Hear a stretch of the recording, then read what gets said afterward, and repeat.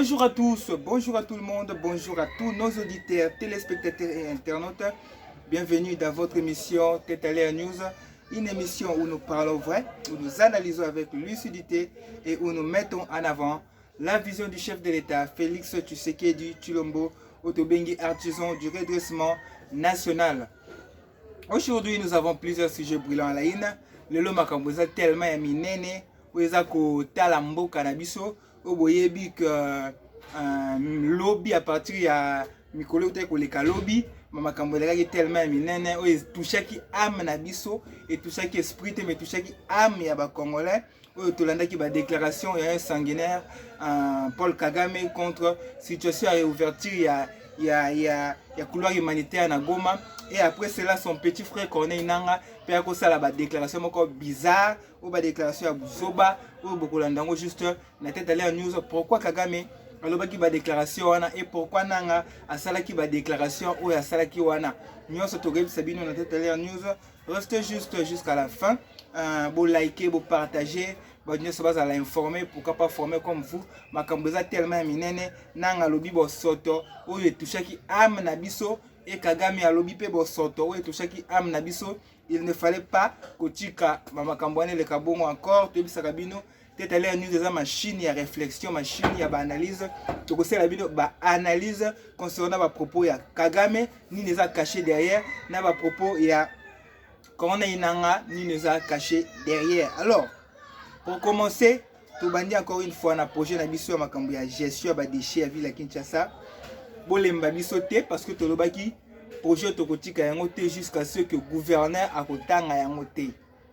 Ce qui gouverneur ou soit chef de l'État ba examiner dossier au te tokotika yango te parce que ça dossier mo boye ko sauver notre ville de Kinshasa concernant makambo ya salité ou eza ko régner jusque là parce que chef de l'État yemoko lobaki yango za bisoté mokonzi mboka yemoko asilikaki à plein conseil des ministres concernant monter à puissance ya salité na ville à Kinshasa au boza komona oyo boza komona to la sabina na ba image et ça salité ou eza ko zala na ba commune na biso biso bato vana na ba commune eza reculé tozo mona ya biso concernant makambo ya salité une fois que mbule beti salité au bozo mona eza salité et yangwana to yaki na proposition na biso concernant il y a un projet de gestion des déchets ville à Kinshasa pour na kolongola salité ville na biso comme lokola Lagos au bozomo na eza na Nigeria ils appellent na ba possibilité ezali que ville na biso comme aboye mais au toyoki concernant ba proche collaborateur ya gouverneur de la ville qui a bazo pe sa gestion makambo ya déchets et pas ba entreprise moko ya ba turc et tout le monde qui paye prince ya Qatar yaki basola qui concernant makambo ya ba gestion ba déchets ville à Kinshasa et on ne sait pas projet nino ba présenter bino et projet nino ba présenter pe ba moi tant que bino nde ba chef ya ville concernant makambo ya sa ville ya ba déchets ville à Kinshasa kimbuta la biso mamba ba union européenne o to mona ba marque ba camion ya ba Iveco ou ya vert et bande ko sikile ko ke no tambola ba salité mata kita et résoudra problème mo côté pro na éviter si je me trompe pas projet makambo ya ba tirko ce n'est pas un ngobila bandaki nango. Et tant que on ne sait pas. Tout le monde peut, monsieur le gouverneur, a une même makambu concernant makambu ya gestion des chefs de Kinshasa. Ya mo tozolo ba pas gouverneur toza na projet na biso e ko sunga ville Kinshasa et zonga ndenge zalaki projet na biso yango bozo mona toza juste na posa bobenga bo examiner même projet parce que depuis Tokenda na secrétariat et hôtel de ville pour lequel de déposer projet jusque là on nous appelle même pas Tokenda batinda biso likolo hôtel de ville to matala ba bureau ya ba personnel batinda biso to ko déposer mais ba yamba biso te pokuna balinga juste que batamboli na Gombe batamboli na Lingwala ba na ba rapport ya lokuta pour na kokosa papa gouverneur que voilà ville eza kitoko ville eza propre alors que makambo ba citoyen na yo baza ko vivre eza différent na ba rapport oyo bazo memela yo biso toza wana même pour na ko sala juste tozala ba conseiller na yo to travailler gratuitement sans que futa biso mbongo mais to memela ko juste ba rapport concernant makambo eza ko qu'on s'est passé dans la ville à Kinshasa concernant la saleté. Bah image bon les na Selembao. Je ne pense pas que ba construire na ba la ka yango. Ba image mso bozo mona o ezana ba so de moto ya de bono monsieur ezana ba grand marché zando. Pembe na bureau na yo. Je ne pense pas que ba conseil na yo ba memela ko rapport concernant makambo ya saleté. Mais nous, tozo stambola na ba propre mbongo na biso, tozo futa ma nulle part. Juste pour na bolingo ya ville à Kinshasa comme memela yo rapport oyo pour ça la Kinshasa ezonga kin la belle parce que tant le chef de l'état aza ko arriver même ya ko silika tu na conseil des ministres aza ko silika même pas ba collaborateur mais yo mutoza tête ya ville papa gouverneur numéro na biso ya ngwana bobenga biso bo analyser projet oyo eza tellement projet moko riche et ko ça la Kinshasa ezonga encore une fois kin la belle ça wana toza ko zela bino pour na bomeka un peu na ko examiner projet oyo. Alors to coach na deuxième projet deuxième sujet na biso concernant ça va ko lié papa gouverneur et to awa to lobaka juste que monsieur le gouverneur Daniel Bumba a kosala mieux plus que ba gouverneur nyo sabaleka. Pourquoi? Parce que dans un a volonté même si côté je ça ba déchets trébucher oyo to ebi que une fois so ka bengi biso to ko présenter projet na biso ko sala ke côté wana alenda ndenge na projet côté banzela lendi na côté makamususu mais ouais ça juste une bonne nouvelle et ça que souffrance c'est les cas qui trône en tête de ville concernant ba travailleurs en tête de ville ba mandé juste ko dénoncer concernant makambo ya ba salaire na bango barrière de salaire o sala depuis tango ya Kimbuta na tango ya Jontini Ngobila il y a eu des arriérés de salaire ba to banda ko futa mambonga malonga te mais to ye komona à partir ya lobby gouverneur de la ville Matissa qui a décidé qu'il a augmenté le salaire ya ba gens naie ya administration urbaine donc autre que chef de division o ya bande ko zoa 60 000 depuis époque ya tango ya kila Kimbuta a commis déjà na 200 000 francs o ya bande ko zoa 60 000 a commis na 200 000 francs à chef ya division et puis chef de bureau a bande ko zoa 55 000 a commis na 179 000 francs congolais. Attaché à première classe à Zalaki na 47 000 à Komina 143 000 francs congolais et attaché à deuxième classe on va dire 37 000 francs congolais à Komina 140 000 francs congolais huissier peut augmenter confirmé par l'intersyndicale il y a ville à Kinshasa où ils ont avancé vraiment à Makase où ils ont sepeli na yango et pas papa gouverneur na biso ils ont mesure moko boye ko améliorer afin ba condition il y a ba travailler na ba agent ou ba travailler kana hôtel de ville. Alors une autre information concernant makambo eleka kilobi na Katanga moto epela kilobi na ba place ba bomba ba munitions ya FARDC il y a eu de temps bentox bato balinga ko information lokuta pour na ko propager yango na ba réseaux sociaux que ba M23 ba commis na porte ya Lubumbashi. Pourquoi? Ben information ya lolenga boy. À cause seulement il y a moins d'éclatement et salama ki lobby concernant makambo ya ba munitions place ba bombaki et tomboli ici ba il y a peuple pour le baki M23 ba commis na Katanga. Non. Ben information est vrai. On tozo ko rapporter les billes que ben explosion ezaki attendu na ville ya Lubumbashi. Oui, ezaki les qui mokolo après-midi, il y a lobby jeudi 27 novembre, ezaki dû il y a ezaki dû à un dépôt, il y a ba munitions na camp militaire il y a Kimbembe. O ezaki ya ba JR, o ezaki moto et puis là qui tellement moto makasi, ceci o ezaki provoqué na juste ya ba crépitement lié aux munitions décimées. Donc o ezaki ba réseau ya mwana, mais moi je vous tiens je tiens à vous informer à vous confirmer que qu'il n'y a jamais eu aucune attaque armée dans la ville de Lubumbashi lobby et la situation est sous contrôlée.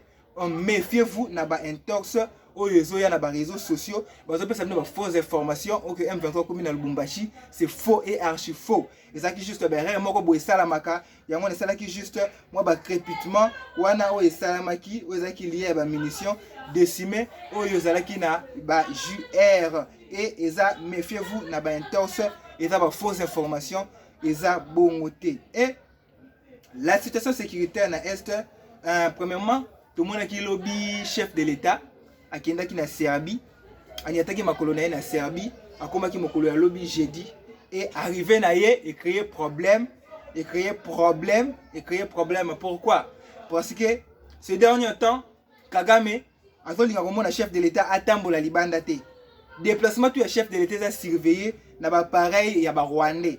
Kokenda chef de l'état na Serbie et créer problème. Kokoma na Serbie et comme ici Kagame biloba loba. Pourquoi? Parce que depuis makambo ya guerre et Inda, Kagame a fait le déplacement en Europe. Je ne sais pas. Ceux qui déjà vous confirment, Kagame c'est rare à faire le déplacement en Europe. Au moins en France et en Belgique. Au Bazaka souvent na Simanaye. Mais dans d'autres pays, à ça le déplacement rare parce que le chef de l'État au binebo critique kaka. OK? Azo tambola par-ci par-là, vous avez battu ba fondation ni nazo kendeko. Ko tchakuna na ba pays qui n'est na Serbie. Arrivé à chef de l'État et Sali Kagame comme biloba loba. Aena sur le plateau, ayo sala ba déclaration buzoba o tokoyi bisabino awa bientôt na chaîne na biso. Pourquoi? Ba agitement kozala agité jusqu'à tel niveau. Tu bisa ki bino que ce type a bela, oui, mais aza gravement malade. Pourquoi? Parce que déplacement à Pamba chef d'État na Serbie et comme c'est biloba loba. Déplacement à Pamba et comme c'est biloba loba. Alors que le 4 décembre prochain, il faut pas qu'il y ait à Washington, il y a un chef de l'État, Félix Tshisekedi, qu'il y ait signé un accord de paix. Mais déplacement à Pamba, Moutoubolba, Kazana Koma, hier, a commis Biloba Loba. Loba Bimindengeni Abiki, par un simple voyage, le chef de l'État de la Serbie. Qu'est-ce qui se cache derrière Kuna? Qu'est-ce qui se cache? Et là, on les a se cacher. Alors que le programme, il y a une discussion, le chef de l'État de la Serbie, il va discuter sur la priorité politique et économique. Il y a priorité politique économique commune où on va discuter entre eux, na homologue na et puis signature il y a plusieurs accords bilatéraux et qu'on va signer. Après cela, un entretien bilatéral est également prévu entre le président de la République Félix Tshisekedi et son homologue serbe Aleksandar Vučić. Donc, kaka eloko wana yango sali Kagame akoma biloba loba. Kagame akomi biloba loba. Alongwe na hôpital, alongwe na coma, aye abengisi ba média pour na sala ba déclaration pour na ko saluer ba avancée diplomatique et chef de l'État libanda ya mboka alors que avec ba kuna chef de l'État zo planté déjà ba arme na ye Kagame zo zala encore une fois isolé. Boka ba déclaration Kagame lobi. Oye touché ki âme na biso. Kagame aza ko se prendre comme un dieu. Ya ko loba que si j'étais celui qui contrôle Goma et que vous veniez me dire je vais utiliser Goma, je répondrai très bien, je répondrai très bien, mais à mes conditions. Otokolo balingala, isake. Kagame alobi boye. Soki ezalaki ye mutazo contrôler Goma et que boye kolobela ye que biso tolingi to utiliser Goma na ko répondre bino très bien, mais na ba condition na ngai. Ils ont tellement passé. Kagame se prend comme un dieu. À que ce qu'on rajoute, Goma fait partie des problèmes. Et que je rencontre avec le gouvernement congolais. Et maintenant que cette zone est entre mes mains. Au selo banalise na biso, na déclaration na ye. Oye elo kalinga loba. Na bandeli. Na banalise o alobaki. Alinga loba boeke. Goma fait partie des problèmes que je rencontre avec le gouvernement congolais. Et maintenant que cette zone est entre mes mains, parce que AFC, c'est déjà Kagame. Je ne la céderai à personne tant que vous ne m'aurez pas expliqué comment vous comptez résoudre mes problèmes. Kagame a des problèmes. Livrer les biso aéroport, soit Goma, na Bukavu, tant que tu résoudre les problèmes n'a été.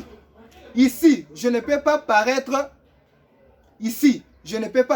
parler pour certains, mais je ne fais que raisonner. Et ça peut banaliser dans la personnel. Kagame aloba que si j'étais celui qui décide et que vous vouliez Goma, Kavumu, Bukavu, voir tout l'Est tout entier du Congo, ce ne serait pas un problème pour moi, mais cela n'arriverait qu'à une seule condition. Que mes préoccupations soient traitées. Wana banalise aussi concernant ma déclaration à Kagame. Vous comprenez maintenant. C'est quoi ma condition là? Ce n'est pas ma cahier de charge. Oh AFC ba tambola nango na doa. Yango ça ma condition à Kagame te. Que ba pendant 5 ans ou plus ba occuper Goma illégalement. Na Bukavu. Yango ba cahier de charge na été. n'est-ce pas, bakaye de charge à Kagame, oyo, bato a 5 ans, baotambola lango, bazo senga dialogue accompagné na bato a opposition mususu. N'est-ce pas, ça bakaye de charge na bangote? N'est-ce pas, ça bakaye de charge au Kabila, na groupe na baotambola lango na Kenya. Pour na basa la musique na bango détruisons le Congo. N'est-ce pas, on a bakaye de charge na bango? Peuple congolais fongola misu. Peuple congolais fongola misu. Peuple congolais fongola misu. Ne faisons pas confiance à père à 5 ans.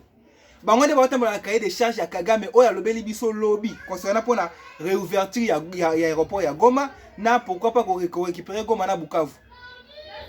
Il faut pas répondre à la cahier de charge na yé. Ba condition na yé, ba condition des ani ba cahier de charge ba fesse baotambola nango. Ba cahier de charge ba ta 5 ans baotambola nango. Ba cahier de charge oyo ba Kabila baotambola nango kuna na Kenya. N'est-ce pas ça yango? Peuple congolais fongola misu.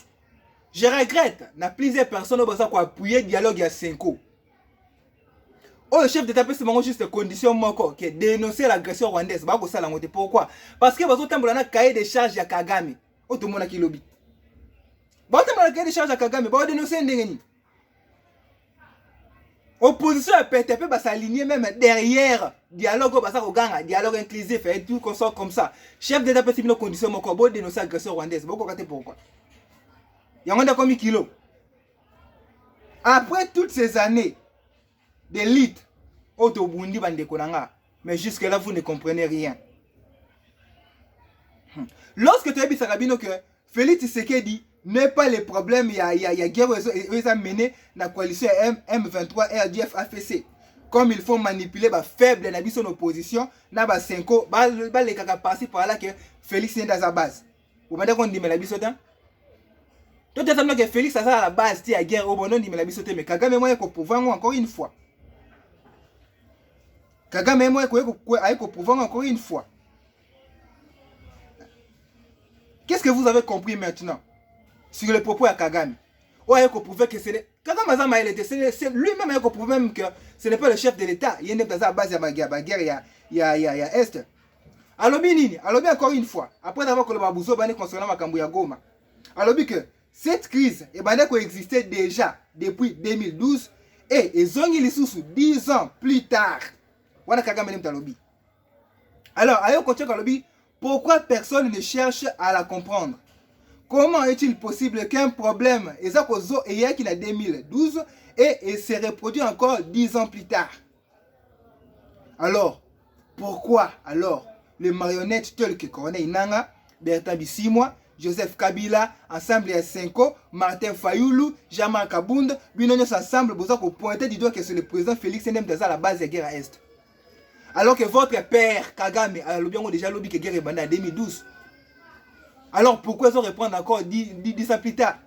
Parce que ma revendication ou ma cahier de charge, il y a M23, chef de l'État, à Bafouango. Parce que pour ça tout, oh il y a M23. Nde bazaki na posa bazala na armée ba occuper ba institution na biso chef de l'état alongoli belé na armée ba longoli belé na institution na biso c'est par la guerre ezonga ba koro ezalaka signé na Kabila na M23 chef de l'état respecté en mode c'est par là ngo c'est la guerre ezonga question to ko se poser de yangwana. Mais alors pourquoi ko ya ko lat c'est le chef de l'état kebi sakabino soki chef de l'état andimaka ba condition ou ba cahier de charge ya M23 mais guerre de la kala. Vu que le chef de l'État boya ba cahier de charge na bango ya Rwanda na ba disciple na ya ba M23 yango ba na ki réseau peut exister. Mais guerre est là. Guerre est là. Et après ko le ba buzo ba wana petit frère na ye Corneille Nangaa ayesu ko baksa buzo ba lisusu fwade. Corneille Nangaa allait à la Muki après avoir attendre grand frère na ye Paul Kagame Goloba Buzoba, il n'y a pas de soukou baksa bosoto, il y a bosoto. Alors bien été, notre pays, que nous appelons encore la République démocratique du Congo, deviendra bientôt la République fédérale du Congo. C'est ce que Corneille Nangaa a dit hier, dans ma propos. C'est pour cela que nous avons raison de communiquer avec Bélo. Pourquoi? Parce qu'il y a d'autres propos et qu'on peut se finir. Mais, vu que papa et maman balanda biso, et il y a déjà responsable, déjà intellectuel balanda biso. Tout le monde sait pas rien à finir, mieux vaut qu'on recadrer Corneille Nangaa, tout c'est basé dans la constitution. Pour ça, tu as un communicateur qui a une constitution, na mibeko. Auto la que légalement, na mibeko, aza na droite, ya kolobata, ya ko changer ta toilette na biso na Congo Kombo. Aza ta na droit na te. Ba propos nang eza grave, eza illégitime et inconstitutionnel. Et ça qu'on traduit non seulement un agenda séparatiste, mais aussi une attente directe il y a souveraineté nationale et à l'unité de l'État congolais. Pourquoi nanga asa na légitimité mon côté ya ko changer ta toilette na biso Congo ou aso linga changer ce qu'on a un état sérieux comme la République démocratique du Congo. Pourquoi nanga n'a aucun mandat du peuple, pas peuple a tiré le pesa nanyo nanga mandat. Peuple congolais mo ta tiré le pesa nanga mandat. Alors asa na droit de changer mboko au Congo. Corneille Nanga, Aza juste un ancien président CNI aujourd'hui à Kimanaye. Aza sa fonction publique légitime, il n'a été ni élu, ni nommé pour parler au nom du peuple congolais. Donc, son ralliement, il y a un groupe rebelle armé, et ça doit disqualifier totalement, il y a toute prétention politique crédible. 2. Il est allé à une force terroriste soutenue par un pays étranger, M23, où il soutenu par Rwandais. Donc, en rejoignant déjà AFC M23, il s'est aligné avec une rébellion qui tue, qui viole, qui pille et déstabilise le pays. Et c'est là, ils ont d'accord annulé toute prétention, il y a des réformes. Donc, on ne réforme pas un pays avec des armes contre son peuple. Et là, on a envoyé battre en Wana. Peut-être Ayebi a ça juste ignorant. Et, il ne respecte pas aussi l'ordre constitutionnel. Constitution en Bokanabiso, oh, il a défendre matin, midi, soir. Pourtant, on va na Namibie, na Kabila Bengsa, on va que nous vendons kuna, baloba que Félix a changé la constitution, tokoya, potoya ko sala tout a changé la constitution té. Mais la même constitution, oh, il a ça ko défendre, yango linga télé melalelo, yemoko nanga. La constitution de la RDC et son article 1er affirme clairement que la République démocratique du Congo est un État unitaire, décentralisé.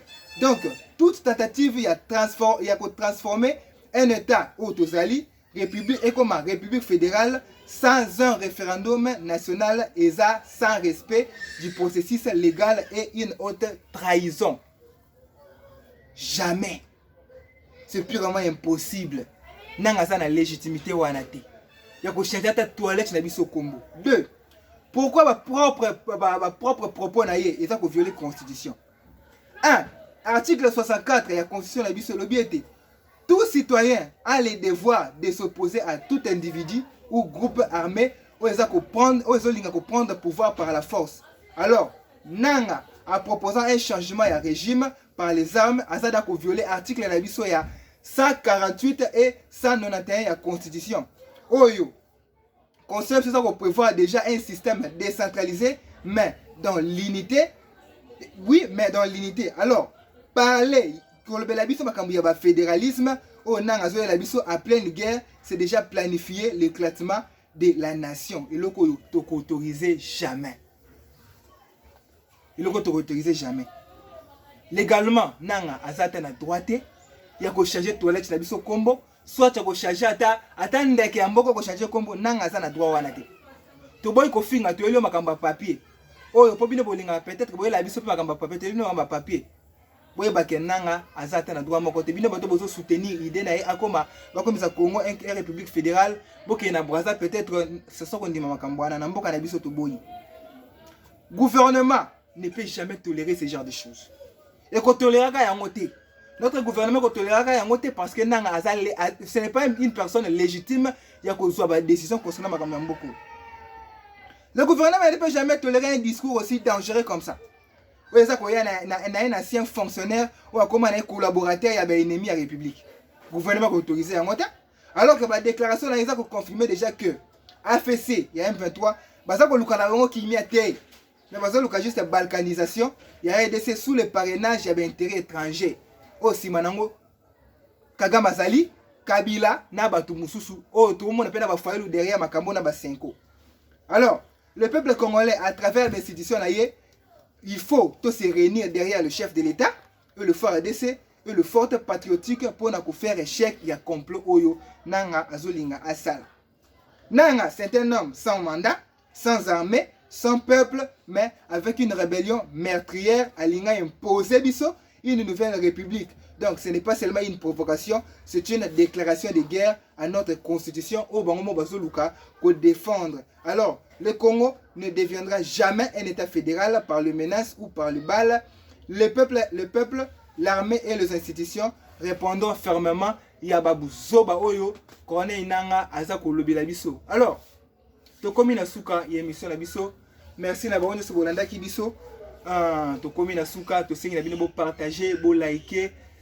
Botinda d'information oyo et qui n'est pas gouverneur de la ville na chef de l'état pour battre la projet de ça na concernant makambo ya kwa senir ville pour na gestion ba déchets projet na biso ko sala que ville à Kinshasa et gagner tellement bon et belé et peuple bazwa musala pourquoi pas ville comme propre ndenge tozo ba qui na label. Merci tokutana mokolo ya lobby pour na basango mususu botikala kimia kati na Yesu tokutana mokolo ya lobby pour na basango mususu. Merci.